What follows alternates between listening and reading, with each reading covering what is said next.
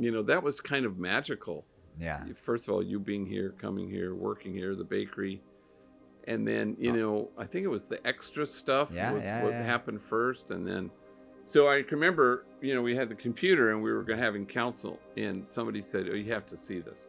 So we all gathered around. And they said, it's Richard. And he's in, Southland. And it's the scene where you're digging the grave. Right. Freaking believable. We all stood here, and I don't know what we thought. Right. We thought, oh, good for him, And doing a little extra work. Yeah, extra work, and and okay, please watch this. So we all, there were 10 of us or something, and we're standing around this computer, slack-jawed. We were blown away by that scene because in that scene, you really were digging your grave. Yeah. And it was scaring us for you. Yeah. We were all going, oh, I mean, we were speechless after we watched that scene. That was kind of when we went, this guy has something special.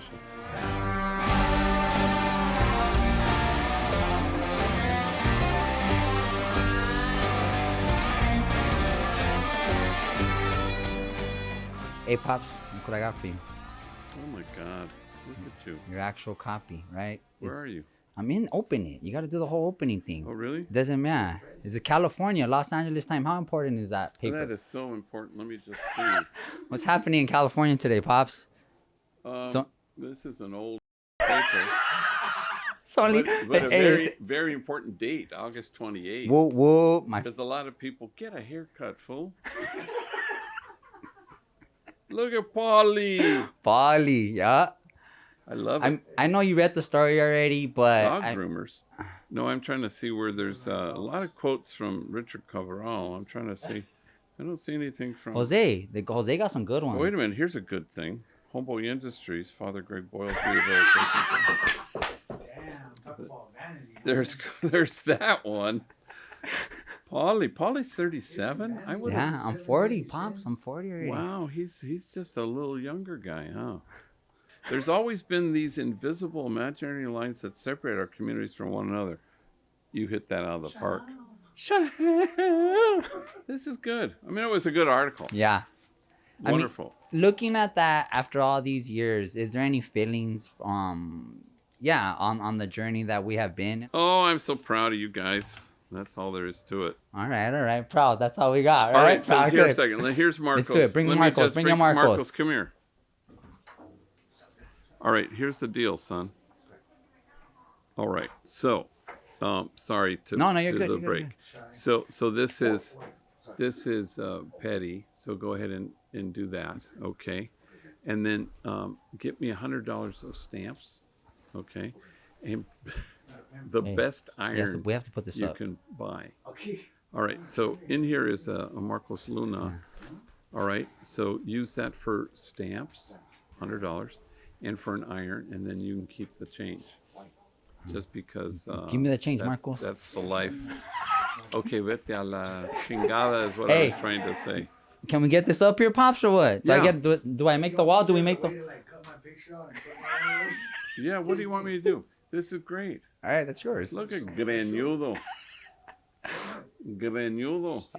All right, good. Tape it somewhere. You got it? Make sure this shit doesn't get lost, right? All right, Pops, let's get it started then. Go. All right. Away. What, in the beginning, coming back from Bolivia, right? You wanted to work in this community.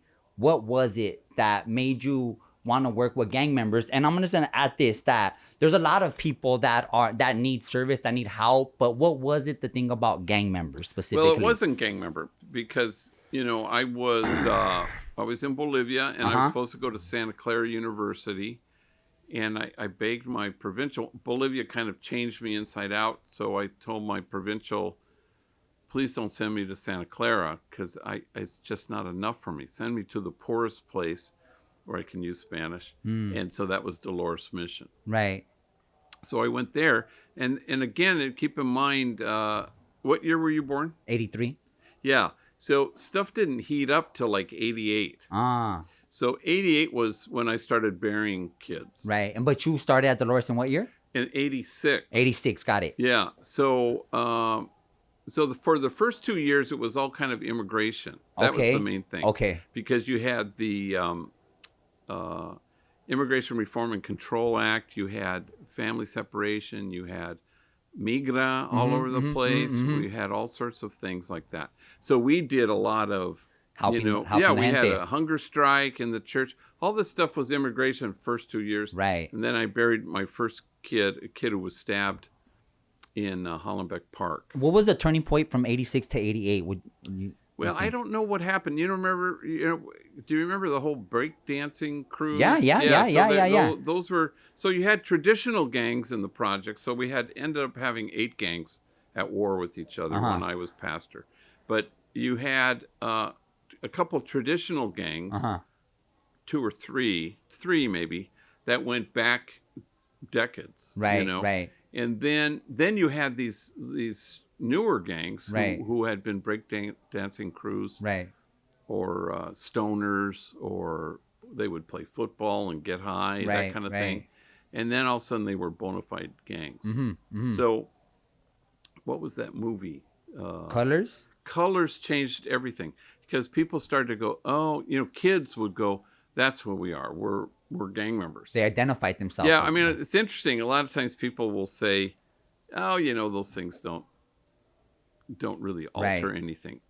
That is the only, in my 69 years of living, it's the only movie I can think of that actually altered the landscape of Los Angeles.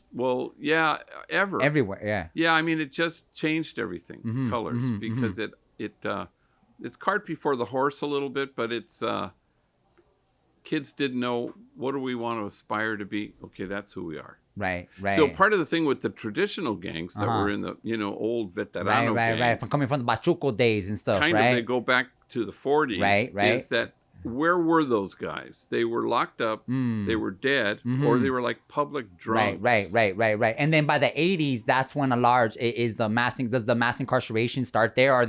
Are like a lot of men being ripped? No, that's when it kind of started, I think, because you also had, the super predator fear, which was started by this guy DiIulio, who kind of put that out there, like, what we have are super predators, and they need to get locked, and we need to lock them up and be afraid. So that kind of happened. But it was interesting that, so if you had guys living in, in a project, Pico Gardens or Aliso Village, and they said, who are we? And they said, then they attached themselves to old traditional gangs, because it's interesting. They kind of had jerry curls, and they were kind of the music they listened to. And then the guys from prison said, oh, no. That's not who we are. And then it changed overnight for some of those traditional gangs. Right. So whereas they didn't have a lot of homies who were out, who were respected, then they started their thing. You know? And so 88 hits, and now you're bearing your first kid, right? And then it starts. It doesn't stop after that. Yeah. So, then pretty soon I had 8 funerals in a 3-week period. Right. And I went, oh my God, what is this? Right. So then we started the school. That was the first thing we did.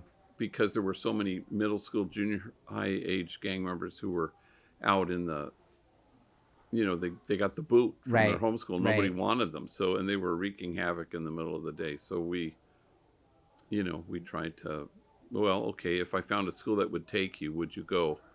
And then I couldn't find one. Right. So we started one. And so the schools, it turned in now on jobs also. And the program just continued. But what a lot of people don't know is that, like, the hardships that you have to endure in this work too. And it's like, what keeps you going? Like, what kept you going in the community like that? Like, deaths, the violence, the drug addiction. Like, what kept you pushing through all these years to continue in this work with gang members specifically? Yeah, a thing that I kind of thought about the other day, and I hadn't thought about it, was there were neighboring parishes that demonized gang members to the point of, I'd have gang members that I knew through juvenile hall or wherever, and who weren't from my parish, weren't in the projects, and they would ask me to do the funerals. That happened a lot. And I go, yeah, but you live way over by, El Tepeyac or something like that. And they go, well, the priest won't allow us. They wouldn't allow. This gang happened members, often. gang members. They wouldn't allow gang members to be buried out of their church, Wow. which is astounding to me. So what happened was I'd never really thought about that, until recently, where the parishes had demonized gang members so much that they didn't even allow them to be buried in their church. Buried. Yeah, right. And then then there were other parishes where they stood against gang violence, which I thought not a thing I ever did, because I thought, well, gang violence is about something else, right? It points to something else, and it's about a lethal absence of hope. So how do you infuse hope to kids for whom hope is foreign? So, but instead there were other parishes that say, we stand against you. You're the enemy of the community. Right. Which is demonizing was the only thing that happened in this city. Yeah. At that point. And then that's why, there were death threats, bomb threats, and hate mail for the first 10 years of Homeboy. Because the whole city. And that's to you, right? A lot of it was to you. To me and to the office. To the organization. Yeah. Right. We hate Homeboy, and those were the anonymous letters. And they were always from law enforcement. From a sheriff. Right. Anonymous. Just from a sheriff. It was anonymous, no name, but they would say, sheriff, I'm LAPD. Wow. Yeah. We hate you. You're part of the problem. That kind of thing. Right. So it's kind of interesting. But the other parishes would kind of say, yeah, we, as a community, we stand against gang members. Right. And so, but Dolores Mission, we said, well, we stand with you. Let's help you. School, jobs. Right. And then things evolved. And now we're, the largest gang intervention rehab reentry program on the planet. The lethal absence of hope, though. Talk to me about that. What is that? Like, I think that's, for me, I would interpret to it as love, right? I would interpret as that you don't stop, you never stopped loving me when the rest of the world did. And, but yeah, just lethal absence of hope. Yeah. I think there's a kind of a bucket or a baseline, and that's despair. And then the next bucket is smaller, but significant, which is trauma, damage, wounded folks. And then the smallest bucket is mentally ill. And so those are the three buckets from which kids join gangs. So despondent, or lethal absence of hope, is about a kid being unable to imagine what tomorrow will look like. So there are other kids in the projects who didn't join gangs, and they had the same thing. But it's funny, you ask them and you say, why didn't you join a gang? You're in the same setting. Single mother, you're in the same kind of economic situation. And they always said always the same answer: because my mom would chase my ass. And so a kid is always looking over his shoulder and wondering, will somebody pursue me? Right. And then, and they would. And they'd drag his ass back por las orejas, and they'd take him in. Oh, hell no, you're not getting into that neighborhood. Yeah. And same struggle. Right. And yet that enabled the kid to imagine a future. And I have somebody in mind who even works here, who was repeatedly asked by the local neighborhood, we're going to jump you in. Sometimes they would beat him down. Right. And he said, you beat me down. You didn't jump me in. Yeah. Because you need me to agree. Agree. Yeah. And I'm not going to agree. Yeah. And so he went through that, and they respected him in the end, Right. But it was because, his mom pursued him like crazy. Right. Which is hard to do for a mom has 3 jobs, and is alone. Yeah. But there was something that there wasn't the lethal absence of hope. Yeah. Right? And I think somehow the pilot light was stoked because there was, a loving, caring adult who paid attention. That's it. Even if it was just right there, right? Yeah. Just but right it was there. enough. It was enough. Yeah. Yeah. Okay. Now, 40. How long has the organization been here? What are we on? We're 35 years. 35 years, right? And I think when I barely came in the doors 15 years ago, there wasn't so many homeboys and homegirls in the position of leadership. And can you talk to me about that, right? Like just the change and what that does for the organization, and just how you've seen that in the beginning and where we're at now. Yeah. None of us will live forever, but we can all live in the forever. And so my board would always say, oh my God, what are we going to do when when I die, you know, my board would say that. Funders would say that. It's called, you know, succession plan. And that was the thing that came up so often, you know. And now I would say, if you've been out of here 15 years? Yeah, Pops. Yeah, I 15 would years. say we haven't had that question in 10 years. I mean, easily. No funder asked it. No board member asked it. Right. And it's because they, you know, they know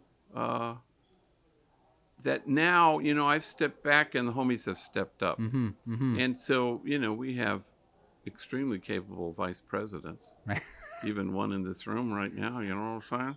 And who run the place. And so I don't have to.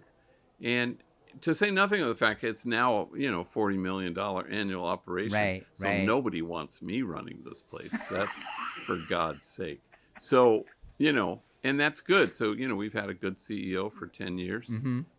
But, you know, he's, you know, looking to, you know, kind of retire. Yeah, he is. And Jesuits retire in the graveyard, but, you know, everybody else kind of says, oh, I'm going to go spend some time away. And that's fine. I think we'll be fine. And I have every confidence, you know, that we're going to fill these top positions, not by going outside this organization, but always within this organization from this time forward. Yeah. You know, because the hardest part of this place is knowing the culture and how it works and the mindset and what do people, you know, what are people going through and what they and an ability to stand in awe at what folks have to carry rather than in judgment at how they carry it. So who can best do that? Well, the homies who and homegirls who have come through this organization, they get it. Now you go, yeah, but he doesn't really know business or he doesn't know, you know, spreadsheets. Or, I go, he can learn that. She can learn that. But this other part is too hard, I think. Right. To go out. And so if you went, so my whole goal, because the moment's going to come for CEO and other kinds of positions where, you know, where I can make sure the board doesn't say, oh no, we need a search. We need to go outside. No, we don't need to go outside. Right. And now we can train anybody to do anything, but you can't bring somebody in who knows spreadsheets and say, you know, get the culture. That's really hard. And I think at the forefront, just, you know, it is the pain, right? Is the pain that we all have to deal with. And this space for me, Pops, was a space of my healing, right? And I think that that's always at the forefront of the organization, that, you know, everything else could be taught, as you said, but I think the most important thing is the space so us to heal. Yeah, exactly right. And that's, you know, and we shifted. So we're 35 years old as an organization, right about the time you were here or so, where we kind of said we're no longer going to be job centered, but healing centric. And so it's probably at midpoint, I think, when we started to do that. And so everything from therapy to groups to the culture. Yeah.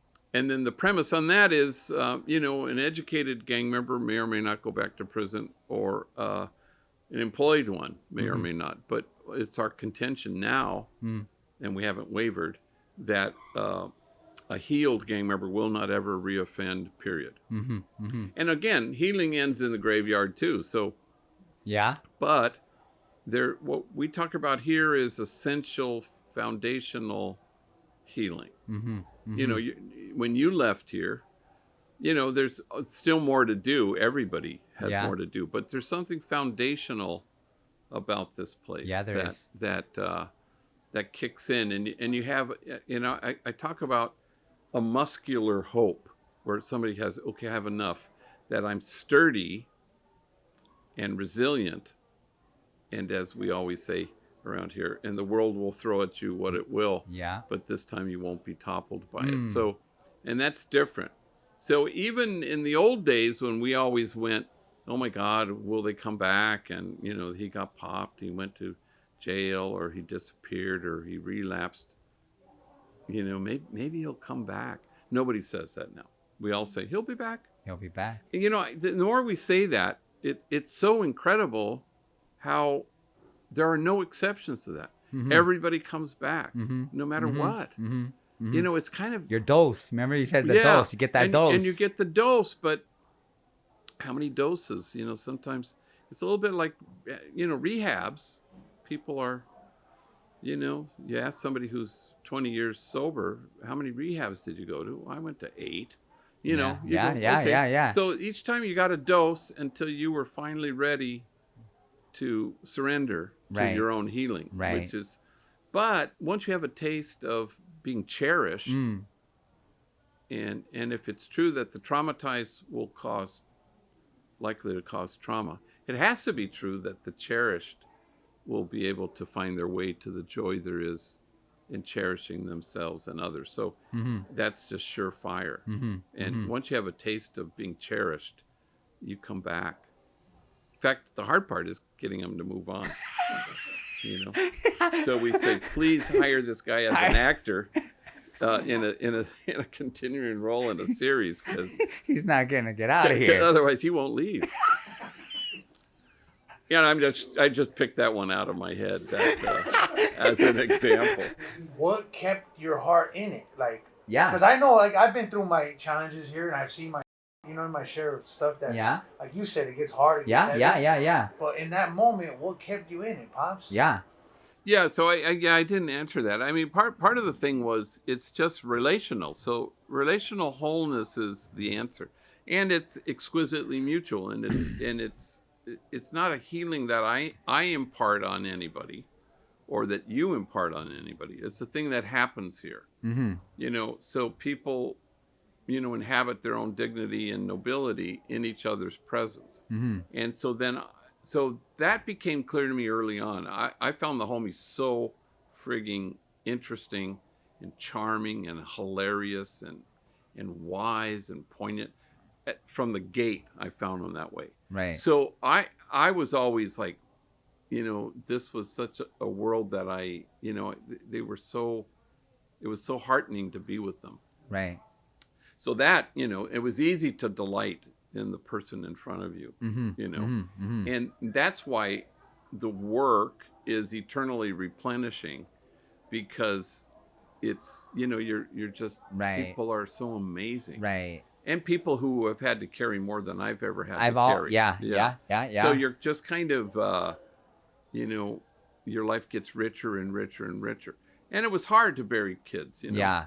And then, you know, kids you loved who were killed by kids you loved. Horrible. Just horrible. And each one was a gut punch. And I suppose if it was only that, maybe nobody could do it. But it's not only that. It's mainly delighting in people who were just the most amazing human beings I've ever been privileged to know. So it was always altering my heart, and wonderful. That's why, you know, I was talking about burnout here, you know, when senior staff will say, oh my God, I guess I'm just too compassionate. I need, you know, 3 months off. I go, fool. It's because you've allowed it to become about you. Fixing, saving, rescuing, and it isn't. It's, right. You thought it was about going to the margins to reach people, or going to the margins to make a difference. It's about going to the margins and being made different by people. Right. And that's what keeps you eternally replenished. But if it's about you, you will deplete in a place like this. And so that's not about burnout. And I came to that 10 years in. And then I've never looked back, you know, and I was doing it wrong, you know, middle of the night in my beach cruiser in the project, put that Uzi down. Are you sure you want to shoot that guy? Crazy. I didn't sleep. I was, you know, always available. Right. And it was crazy because it was me wanting to turn the light switch on in the darkened room for that homie. For them. And then I realized my job is to have a flashlight, aim it at the light switch, and hope they turn the light switch on, which is healthier. Yeah. There's one story that I want to touch on is when you came to the community and when the señoras asked you, what should we do in this community when you barely got to Dolores Mission and you're like, I don't have the answers. What you tell me what you want to do. Remember that? Well, not only that, I did, my Spanish sucked. Yeah, and that was another thing, because people that are gonna watch this work in the community, right? Like they always want, like, what do I need to do? But that's not what happened, right? And so, can you just walk us? Yeah, no. One of the best gifts I ever brought to that community was the fact that my Spanish sucked, you know. So I went, like, you know, I had to kind of, you know, use gestures, you know.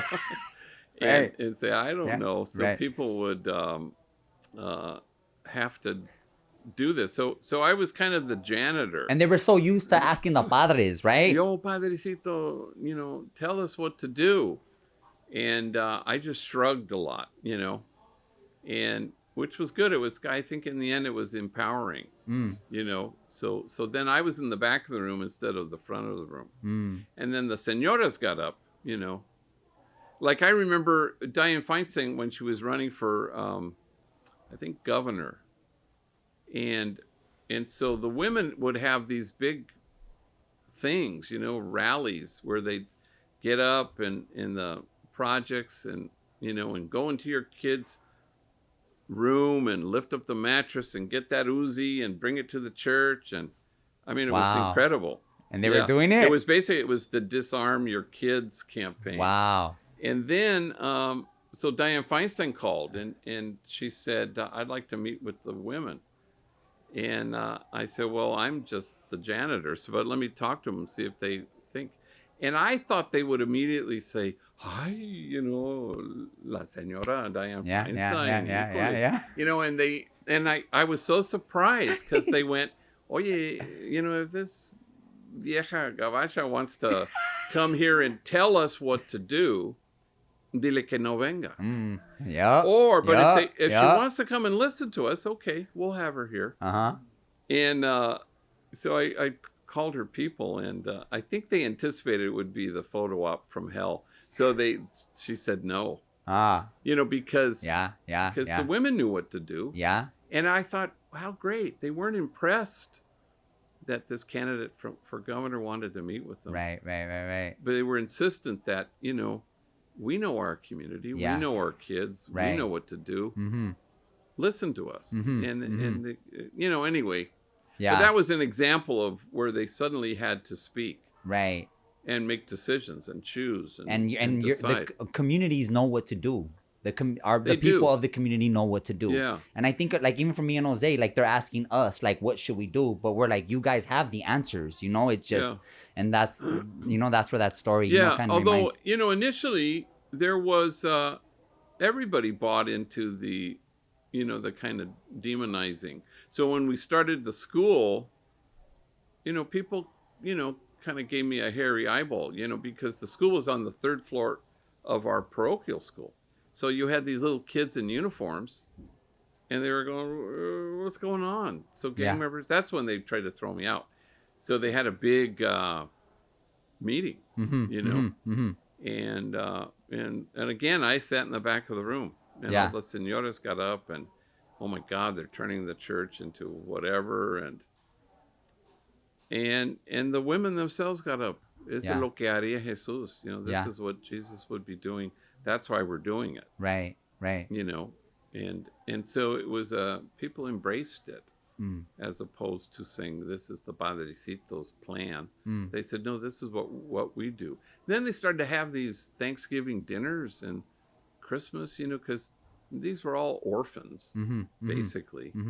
And so the señoras in the different parts, you know, this is 8 gangs, so they would have a big, huge on Thanksgiving, you know, not 3 days before, on Thanksgiving itself. They would just have a little in their corner of the projects, you know, and the homies from that section, and the women would feed them, you know. It was so beautiful. There's one more thing about, we're in an interesting time. We were talking about this the other day. The mental illness? Yeah. What you're seeing now, you know how you talked about before how you would go into juvenile halls or some of the camps. Oh, yeah. And the attentiveness, you know, you would tell a story and the homies would know when to laugh and know when to cry. But we're in an interesting time now with this mental health crisis Right. surfacing. We're starting to see it a lot more. Violence, but also alcoholism and drug abuse is exasperating it. Can you talk a little bit about what you're seeing? Well, so when I was talking earlier about those 3 buckets, so in the old days, the despondent kid and the traumatized kid, they created the critical mass. They were the majority of kids who were locked up at juvenile hall or probation camp. And then you always had mentally ill kids, but they were so absorbed into the critical mass of those other kids. Now, and it's probably a good thing, because they would say we're trying to keep them in the community. So I started with 25 different detention facilities. Now I think there are 5, maybe. Wow. Of course, all the youth authority, those are all closed down. Yeah. The majority of the camps are closed down. And now, they have ostensibly 1 juvenile hall. So, but in the early days, it was 25. So, if a kid on probation didn't go to school, right, he's going to camp or he's doing Ricardo M time. Right, Remember that? Right. Yeah. And so, but now you only have mentally ill kids, truly. And it's just dramatic because I go into say mass and I brace myself because it's, truthfully, it's like cuckoo's nest. I mean, you go in and kids are talking to themselves or they don't even know what this is. And I mean, it's really, they need a lot of help. Right. And, they're there. And so maybe it's going to keep them from hurting somebody or hurting themselves.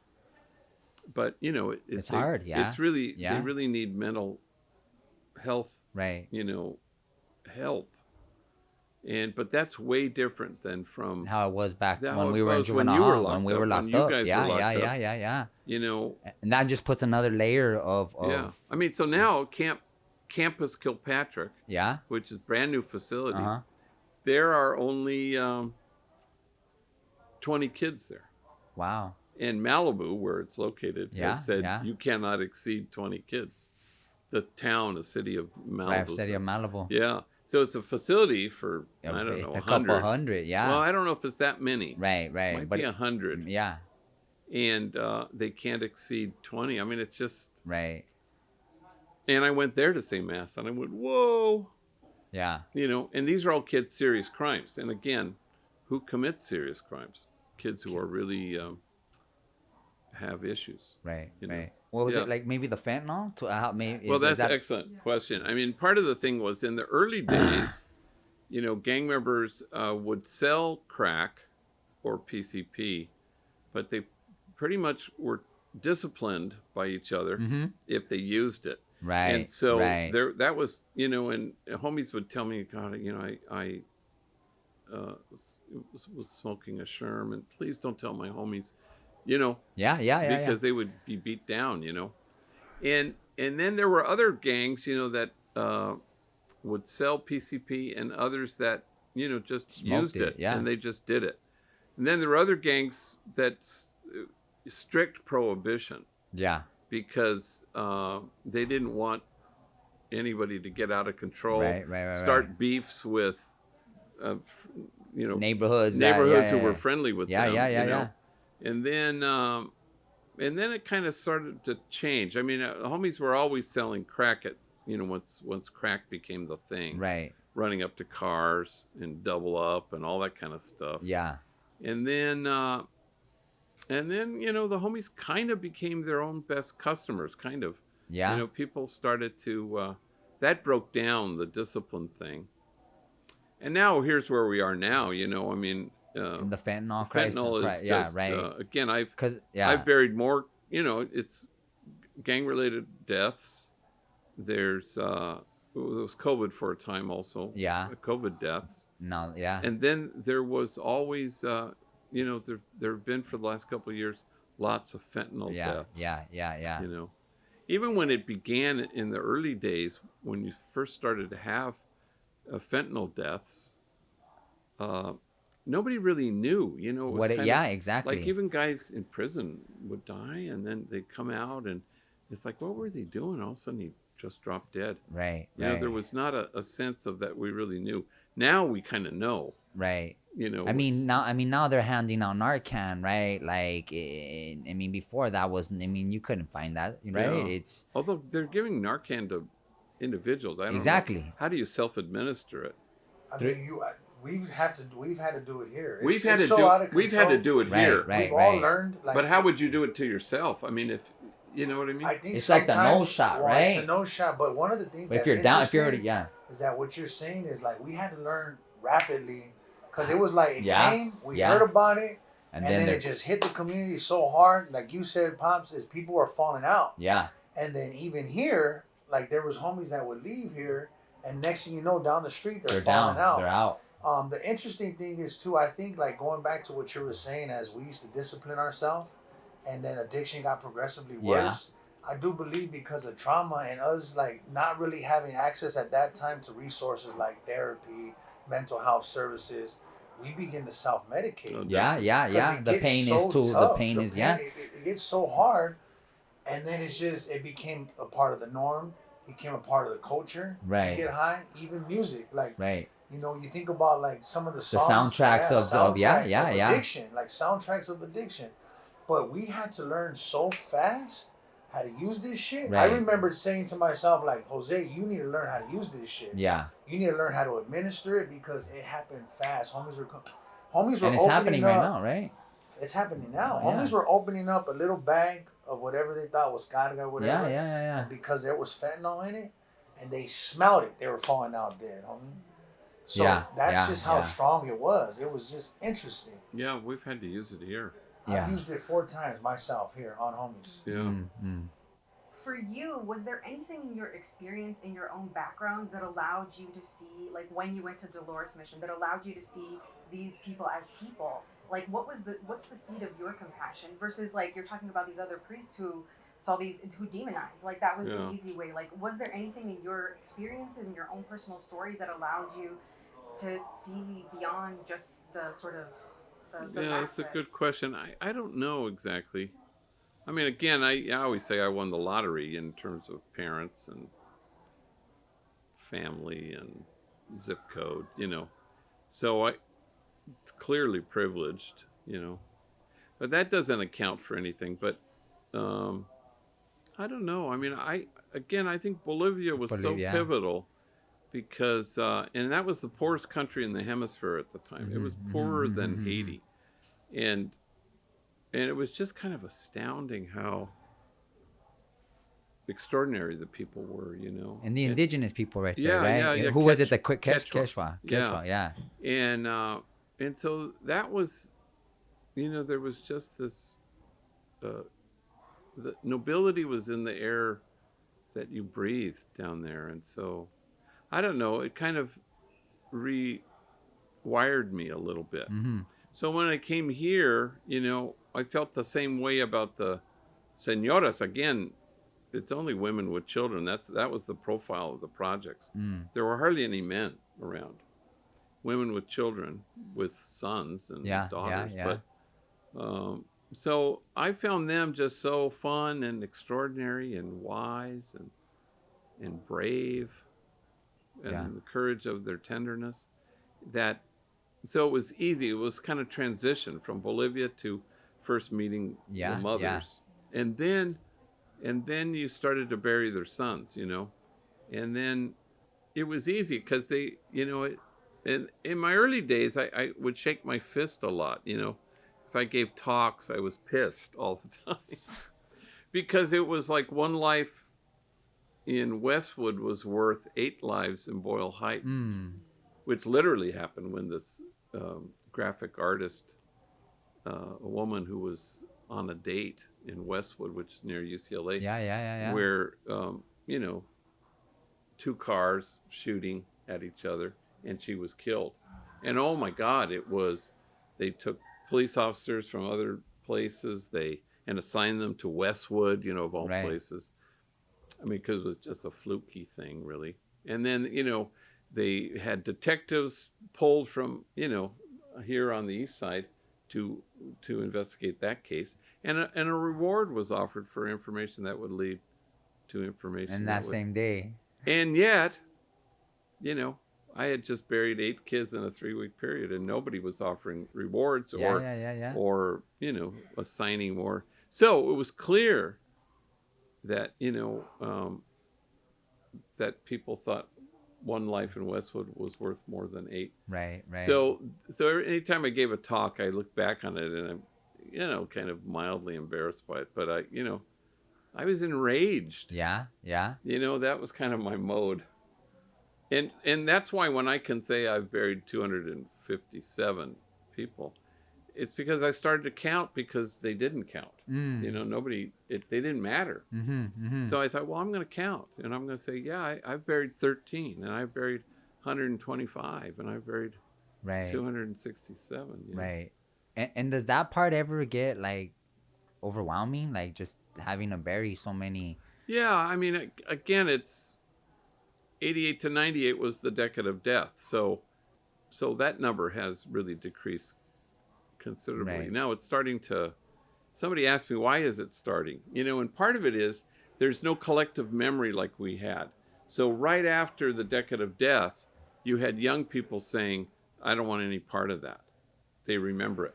They remember elementary school. They remember ducking behind the dumpster. They remember shooting day, morning, noon, and night. Now, there's no memory. So you have these homies who are getting into neighborhoods.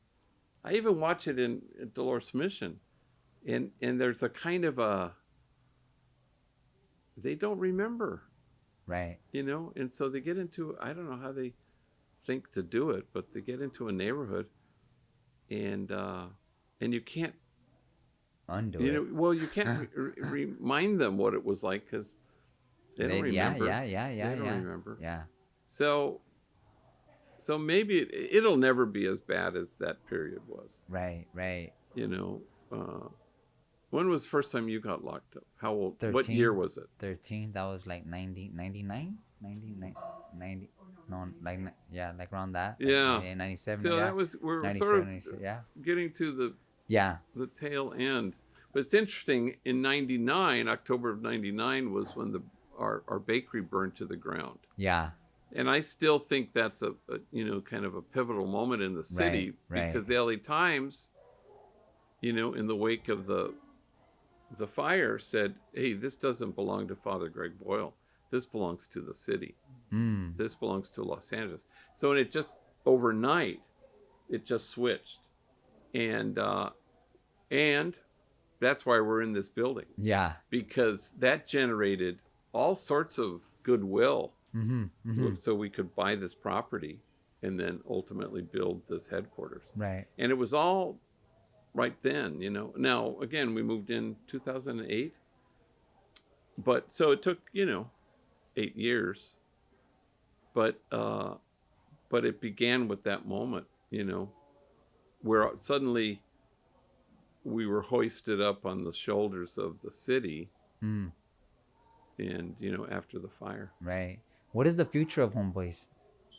Well, you know, we have a lot of things that we want to do. We want to house people. We want to, and then, you know, we also want to fill a void, you know, so they finally, with a lot of community pressure, they've decided not to rebuild Men's Central Jail. So once they empty that, they will tear it down. And then we have this corridor here that we call Hope Village. So we would like to kind of say, well, we could rethink this, you know. So what if we had, you know, mental health services and substance use disorder services and educational and job placement. And if we just expand what we do and have housing, and then maybe, you know, the country will look and say, wow, look what they're doing in LA. They've decided not to punish wound, but they're seeking to heal it. And so it's not enough to shake our fist at mass incarceration. Right. You know, you really do have to kind of, well, here's an alternative to that.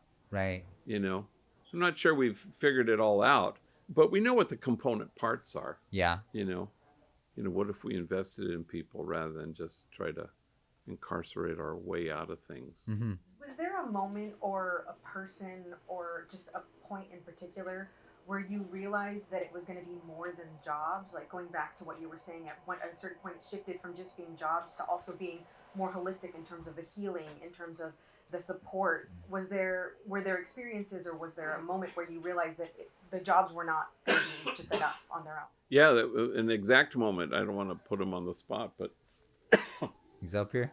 He's up here, and he didn't have a job. He had a career, an amazing career. And then that he got through this organization. And I mean, he had it made. And then he broke up with his lady. And then that night he went to a bar with a homie, and, you know, and the homie said, I have a gun. And he said, here, give it to me, because I know the owner, that he's not going to even frisk me. He'll frisk you. Anyway, people drank, and then somebody, why are you looking at my lady? And who knows what happens. And he ended up killing a guy in the parking lot. He was given 125 years to life. He shouldn't have been, because it was self-defense, and they had him on the ground, and they were breaking bottles over his head. And he still had that gun that that the guy told him to hold. Anyway, that's when in an instant, I went, nope, this isn't working. Because if healing had been the centerpiece, then he would have been resilient when his lady left. He wouldn't know how to deal with those emotions. Exactly. And because he would have gone through it here, where he knew, you know, something's coming up. But it didn't happen. And so even his generation, who knew me from back in the day, and they get out of prison, they go, I don't really want all this stuff. Just give me a job, you know. That's because they remember the days when it was just nothing stops a bullet like a job.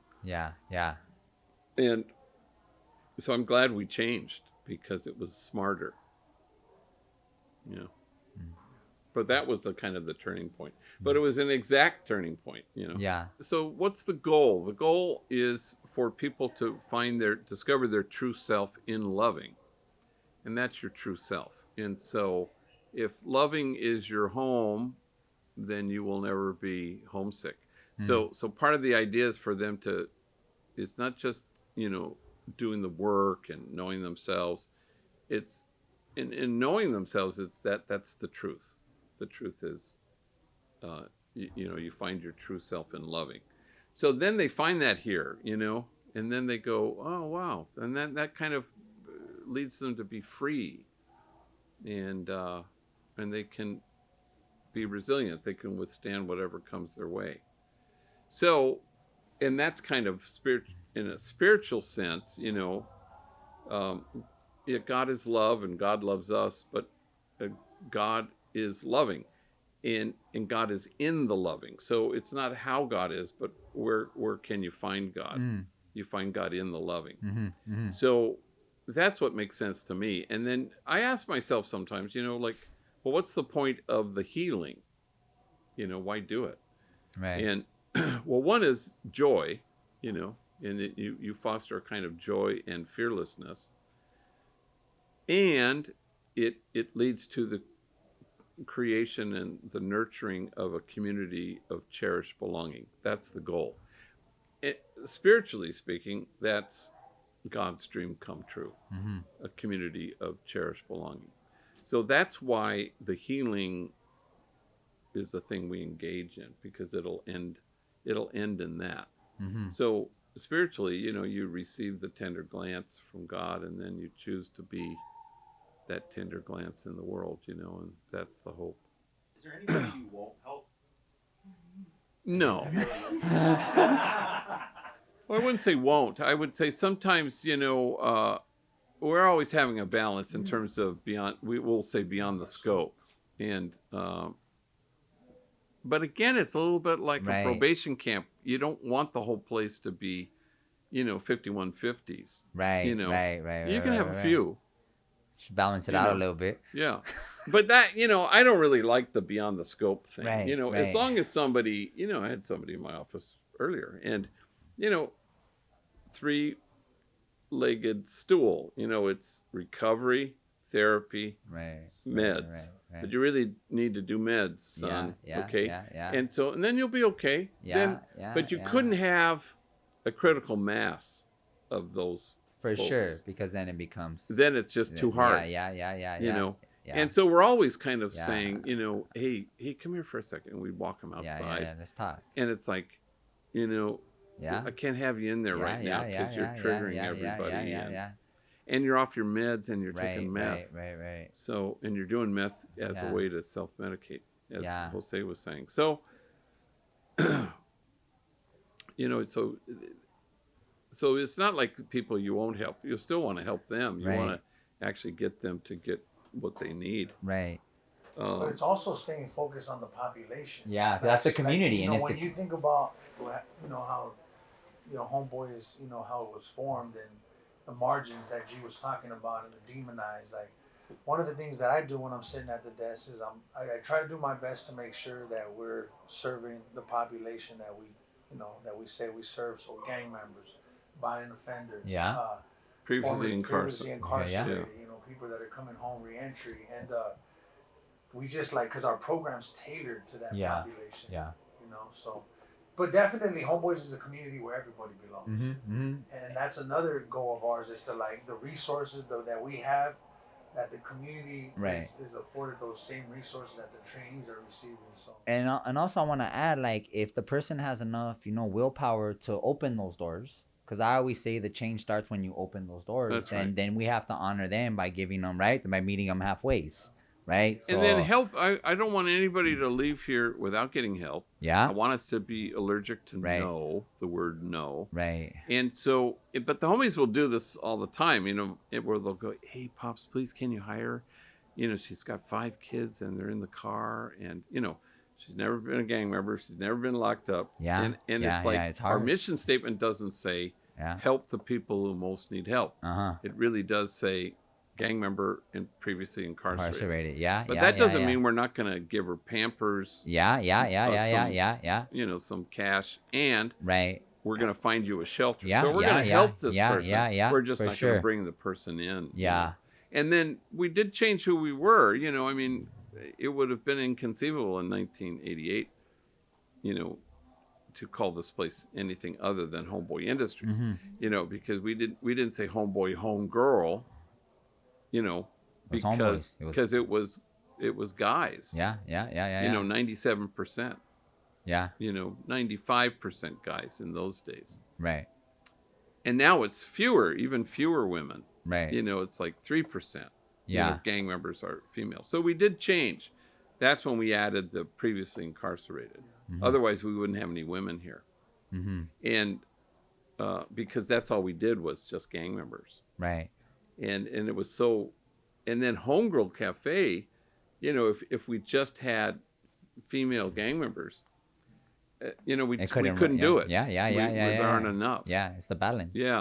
So, and I'm that's, you know, it's good. It's for the, you know, reentry population, returning citizens, women and men, and but that's the thing you want. I remember a woman came, and it was one of those, you know, a woman, 5 kids in a car or something like that. It was intractable problem. And so I gave her some cash, and then I sent her down to the diaper lady. And she came back from seeing the diaper lady, and she's weeping. And I'm expecting her to say, that's it? That's the only help I got from you? No, she was absolutely blown away by the help she had gotten, which I thought, okay, no, there's a lesson in there. You know, she got Pampers, she got some cash, and she'll see another day. You know, and so that the thing that I most don't ever want to have happen is that we become the DMV, and that it's like, we are unable to help you. You know, go to window 49. We are not open today. You know.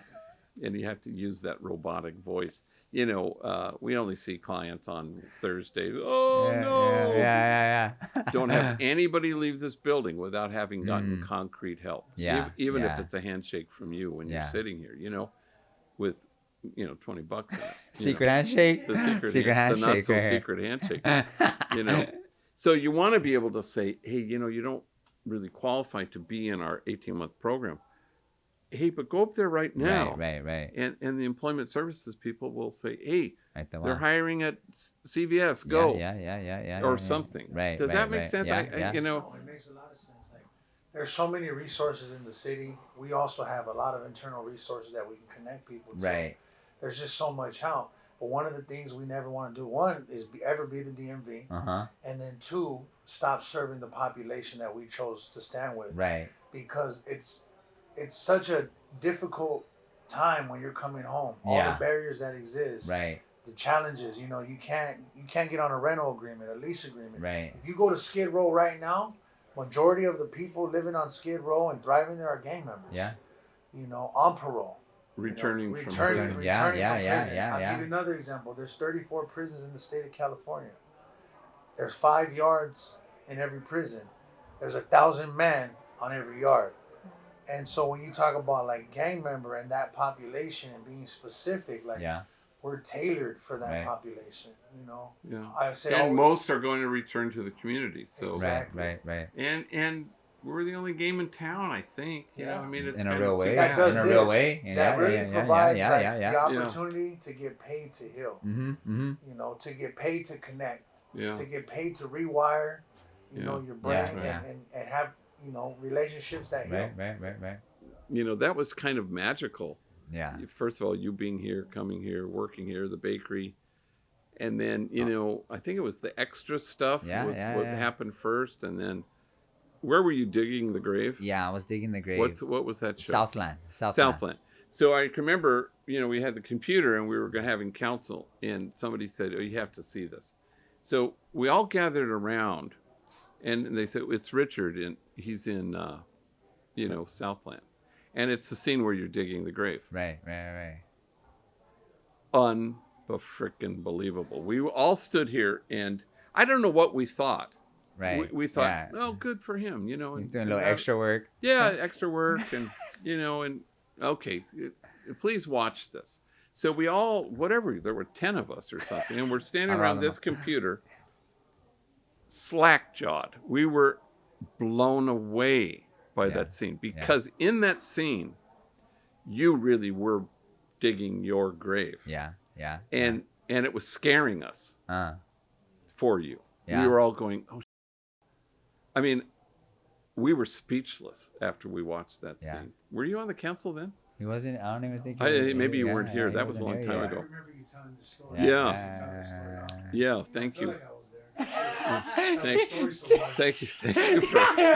Thank you for mentioning how repetitive,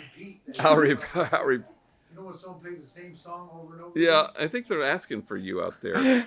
They need you to do something. But anyway, that was kind of when we went, this guy has something special. Yeah. And I remember watching the Emmys, and there you were, on the front row, and it was like, come on now. Bill Murray doesn't need a damn Emmy. He's not even there. He's not even in the room. Anyway, that pissed me off. Yeah, that's how we feel about it, right?